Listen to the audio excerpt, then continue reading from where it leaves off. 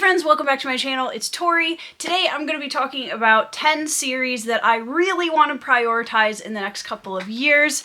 I'm very excited to get to all of these books, and I would love for you to come alongside me in this journey of reading with any of these series. So let me know down in the comments below if you are planning on reading any of these series as we go along the video. Let's get right into it. Now, I am a massive fan of the mysterious kind of thief or con man heist type story, and that's one of the main reasons why this particular series is on my list. The Pariah by Anthony Ryan starts the Covenant of Steel trilogy, and it is finished, and just the cover alone honestly gives me everything I need to know about this series. I'm a massive fan of books like The Lies of Locke Lamora, and I'm always looking for stories that give me that dark assassin slash thieves kind of vibe in a fantasy world, and I'm really excited to get to this trilogy, you guys. You have no idea. I read one of Anthony Ryan's books earlier this year called Bloodsong and absolutely loved it, so obviously I want to finish that series too. But when it comes to the next Anthony Ryan series that I have to pick up, this is it. I feel like this series is going to check so many boxes for me, and I'm very excited to get back into more of Anthony Ryan's writing. The next series is from an author who just announced that he's sold over 1 million copies of his books worldwide. That's an insane milestone. So huge congratulations to Philip Quaintrell with his Echo Saga. This begins with Rise of the Ranger. My husband listened to this on audio earlier this year and really enjoyed it. It's got all of those classic fantasy races and tropes that we love, but we have this kind of reluctant hero ranger main character, and the elves, from what it sounds like, have a bit of a twist to them that I'm very excited. It sounds like Philip Quaintrell really went down more of a dark twist with that race, and I'm very excited to see what he did with it. My husband is now 3 books into this series and really enjoying it, and I cannot wait to catch up with him. This series specifically has been on my TBR for so long, and I feel like it's one of those long series that I just haven't delved into because I know I'm gonna enjoy it. I just haven't been able to commit to a 9-book series for a while. So I'm really looking forward to the point when I can sit down and really commit to this series and find out what Philip Quaintrell has done in it, because clearly whatever it is, it's working because a lot of people have read it and loved it. The next one is one of my priority series for the year 2025. This series gets recommended to me all the time. You guys, the number of times, if I had $1 for every time this series has been recommended to me, that people have reminded me to read the series, have asked me if I'm starting the series soon, I would be able to retire, because it's clearly on everyone's mind, as it should be. From everything I've heard, it's an amazing series, and that is, starting with The Empire of Silence, the Sun Eater series by Christopher Ruocchio. This series is a massive socio-political space opera that centers around the story of Hadrian, who is our main character, and we find out right away in the story that he is responsible for the mass destruction of, I think, an entire world or worlds, and that's kind of the beginning of the story. And from what it sounds like, Hadrian is giving us the narrative of his life and all of the mistakes that he's made, and this series takes place over a massive timeline. So once again, this is going to be a huge, multi-layered, complex, multi-generational story, and I love those so much. I've heard so many good things about Ruoccio's writing. A lot of people have told me they think that I'm absolutely going to love book 2, so I cannot wait to really get into the meat of this series. And honestly, this is one of my top priority series for 2025. I do intend to start reading it then, and I'm really looking forward to it. This has been one that's been on my radar since I heard about it, and I was very excited then, and I have just been waiting for the right time to read it, and I think 2025 is going to be it. Now, if you've been around my channel for this past year, you know that I was a massive fan of The Long Price Quartet by Daniel Abraham, and I cannot wait to read more of Daniel Abraham's work. And the next series that I'm going to pick up by him is The Dragon's Path, which starts the Dagger and Coin series. I am going into this series pretty blind. What I do know is that Daniel Abraham really does some amazing character work that is layered throughout the series, because that's what I experienced in Long Price Quartet. Some of the best relationship exploration and just incredibly layered prose and magic system and politics, and it was a beautiful thing to experience, and I am looking to hopefully repeat that experience with the Dagger and Coin series. This is a 5-book series, I believe, and I do have the first 4 books. I'm very excited to get into this and see, have another experience with Daniel Abraham's work, because honestly, Long Price Quartet was one of those series that I feel is an incredibly underrated masterpiece within the fantasy community, and I'd love to see it get more love. So I'm going to keep talking about Daniel Abraham's work as long as I can,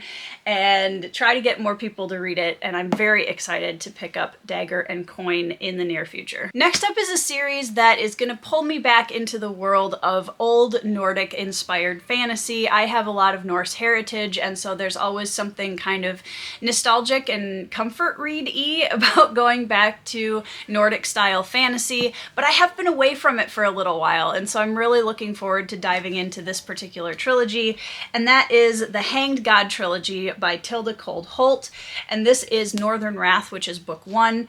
This series is really embracing the Nordic legendary storytelling of monsters and gods reawakening, and the main protagonist is the only survivor of a terrible slaughter that unleashes a terrible creature, and there's all of this tension immediately just in the back of the synopsis.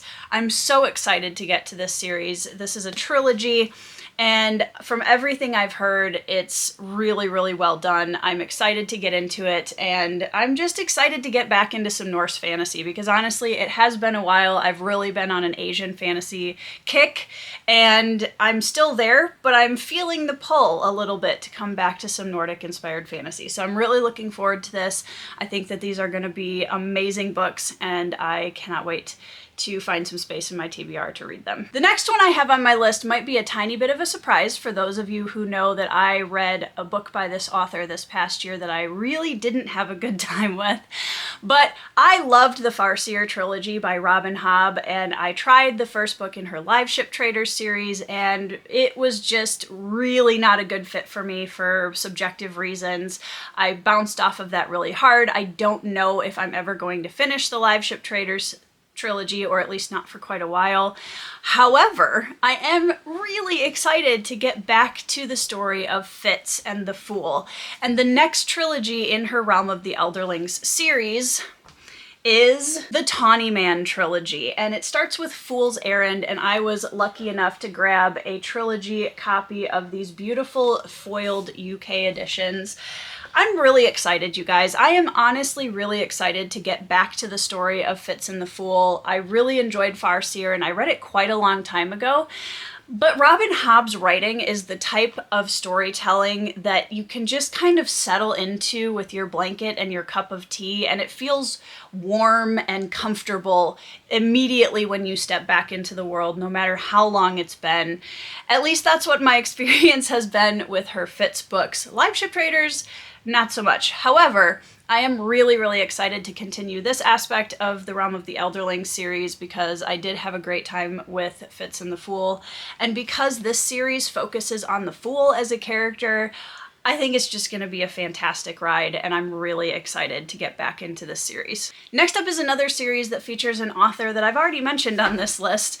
This is a science fiction series that I have really been excited to get into. I know that it came out as a major TV series this past couple of years, which I have not seen, but I've heard so many people talk about this as such a staple of the science fiction genre, and I've had it recommended to me multiple times as somebody who enjoys more of a character-driven kind of fantasy vibe, but in space. And that is The Expanse. I do have book 1 and book 2, which of course starts with Leviathan Awakes. And I've heard that this includes an amazing motley crew of characters, which I cannot wait for. I'm a huge fan of the show Firefly.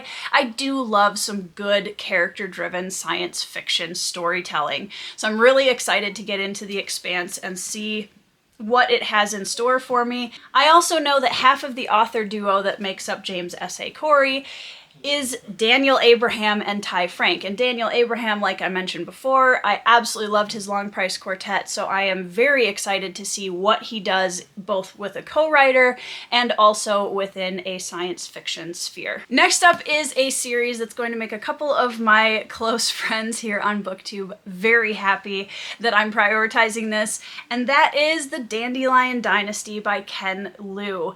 This is The Grace of Kings, book 1 in the 4-book series. From everything I've heard about this series, this is the Asian history inspired kind of Game of Thrones, Malazan, that really complex, all of these different houses and families and political intrigue and betrayals and wars, and it's just the story of this massive nation told through the timelines of these different families.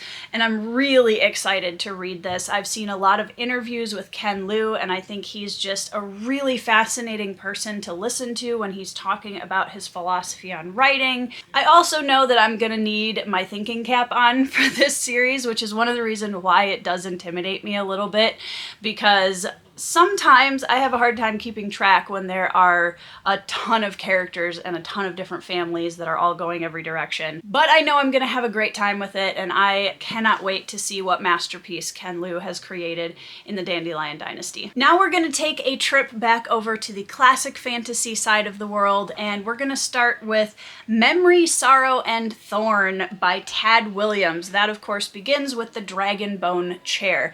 Classic fantasy has always been kind of a hit or miss for me, and I know that it's something that I want to continue to explore and read more of the major series that are kind of the backbone of what modern fantasy has become, because obviously we look at Tolkien as one of the forefathers of the genre, but I think there are so many other writers, and the two that I'm going to mention here at the end are definitely part of that legacy that have paved the way for modern fantasy today.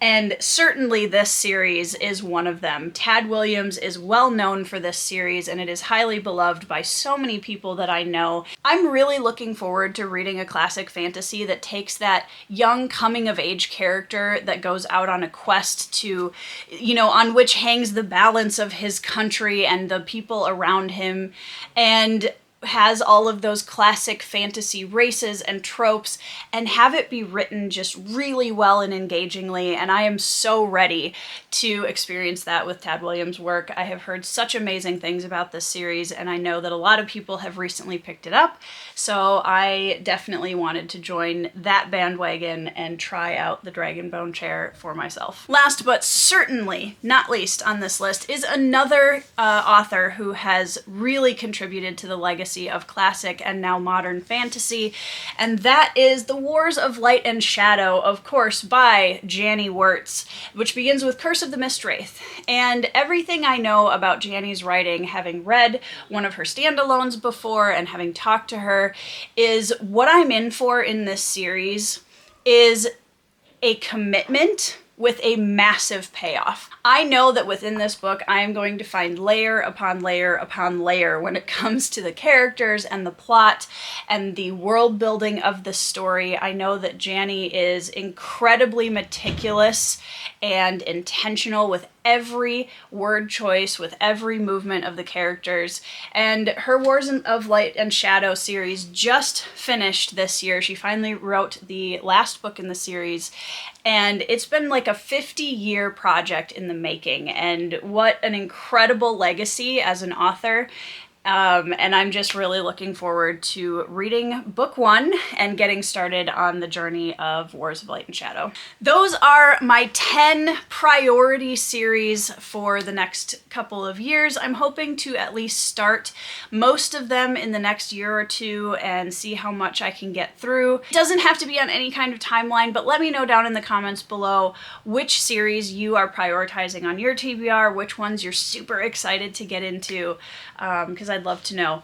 And let me know also down in the comments which one of these books you think I'm going to enjoy the most. Which of these series do you think are really going to click with me? Which ones do you think maybe I'll bounce off of? I'm very curious to know what you guys think I will think of these series.